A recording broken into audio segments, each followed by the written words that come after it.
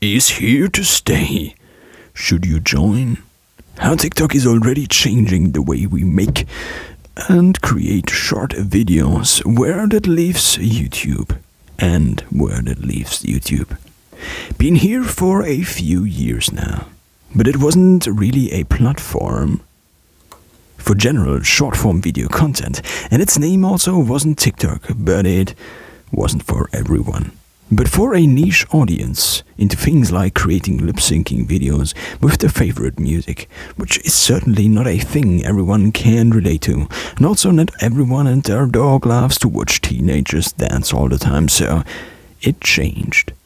And also a small Chinese company bought Musical.ly and merged it with TikTok. And now, to make the story short, it's TikTok as we know it. Or maybe don't yet. But celebrities are joining en masse, so even their fans probably will follow soon. The obvious bias, but I can neither dance nor lip sync. Nor I am very keen to watch teens dancing all day.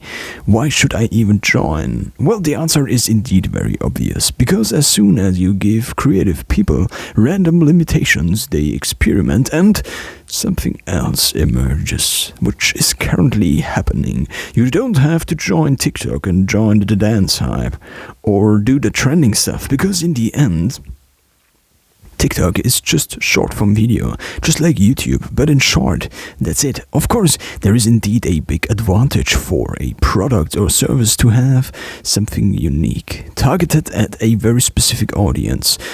But that's only if you are indeed offering something to the consumer or the business that consumes your product or service. But there is something else, another business model. It's one which probably is very scalable because it's a platform. And everybody and their mom in Silicon Valley are trying to be one. Think of Uber, Microsoft, Google, Apple, Facebook. The basic idea? Let others do the work and just provide the platform. The more others there are, the bigger the potential. Uber wants to be the platform for transportation. Amazon is a pretty big platform for sellers. Alibaba the same, and TikTok is the platform for short-form video. And it's going pretty well, I would say. This leaves YouTube as the other video platform for long-form content. At least that's the categorization that makes the most sense to me right now. And also there is Facebook and its products. How to use them all. YouTube prefers longer content because they can serve you more ads when you watch. So the longer the video, the proportionally longer an ad, and the more ads per video are possible. This makes these videos more profitable for YouTube and their creators because both earn more money this way, with YouTube, just like Amazon, Uber and so on, taking a cut of the revenue, so the algorithm prefers longer content. With TikTok, it's different, because TikTok actually wants to be short and also gives everyone signing up the option to create short-form content right away, not only to certain creators hitting certain criteria, which YouTube does. It unsuccessfully tried to not only copy TikTok's short-form content, but also the temporary short-form content feature almost every platform nowadays has and calls stories. Some fleets, but they are another story. Let's focus on short video. Is the thing TikTok does and actually succeeds at, because not only does it give creators the constraints, but also the tools to create, which others don't do really much. Wouldn't it be cool for creators to only need their phones and internet and create right away? Indeed. And here TikTok succeeds, not only as a platform, but also as a tool. Ever heard of somebody editing their fancy YouTube vids on the platform itself? Nope. Some do, maybe, but for the most part they don't. YouTube is only the platform to deliver to sell. But you, as somebody or someone who actually wants to produce some nice stuff, you're pretty much on your own when it comes to deciding how you actually want to convert your ideas into something you actually can post. In short, you got YouTube, but still no tools to make videos. which of course leads to a higher barrier of entry, not only in theory but also for everyone thinking of starting a YouTube channel, which for many becomes this horrifying decision, potentially having a big impact on their lives, like quitting one's job kind of impact, which leads to two fronts, the ones that create and the ones that watch. You of course can comment on YouTube, provided you are allowed to and provided you log in and give yourself a name. I watched YouTube for years before I ever decided to actually comment on something, and of course most YouTubers are watching a lot of YouTube themselves.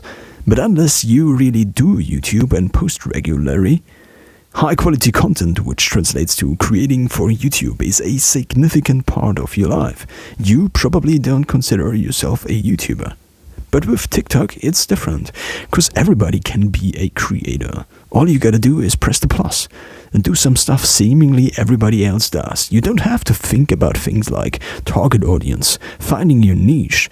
You just start. That means everybody can create in literally seconds and put it out to the world. That actually merges the two fronts. You are a watcher, but also you are a creator, or you could be. Literally in seconds, you can try out things. Ever seen something like, I quit my job to create TikToks full-time?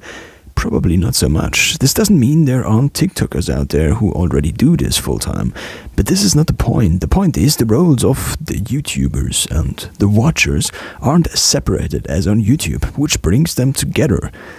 Which leaves room for creativity, for making connections, for relating with stuff others create, and also with your audience. Chances are, if you already have an account, you also already tried creating a TikTok on your own. But should you join? You probably already have, and if not, just try TikTok as a tool or as entertainment, and don't post your short videos, but just create them and store them as drafts. And just use it as a chance to learn how to put your ideas into something real. It's lean. I myself haven't been that excited about a platform. This doesn't mean that my excitement is an accurate predictor of a platform's success, but just that I am excited about it. Not so much about TikTok, but for the tool it provides. It's an excellent recording and editing tool with built-in voiceover. With built-in gigantic sound libraries, you don't have to license your own tracks. You don't have to worry about copyright like you have to when creating for every other platform. Because TikTok actually licenses the music you can use. Just insane. Which results in one of the leanest idea to something watchable process ever. Wanna be a writer? Write stuff and act it out. Wanna be an editor? Think of something and edit it in TikTok. Wanna be a sound guy? Plug your external microphone into your phone. Just use a USB-C adapter and a USB-C mic or interface, and there you go. Wanna be everything at once, which some call creator nowadays? Then welcome to TikTok. Just tap the plus and you are ready to go.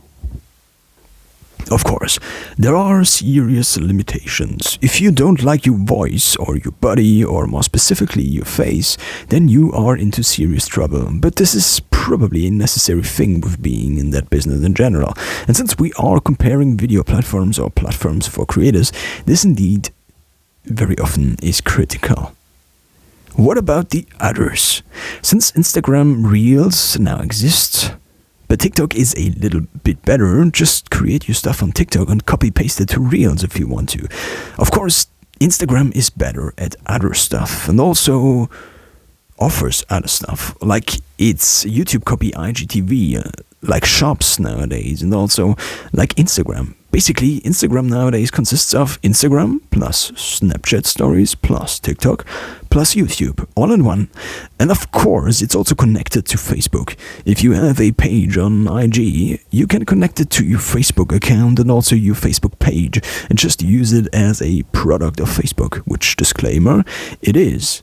I did just that and tested a few short videos, both on the Reels and on TikTok. And same stuff with the same tags and description got more views and therefore probably more exposure on TikTok. That's not quite a scientific experiment, but still it's nice. So, how to use TikTok?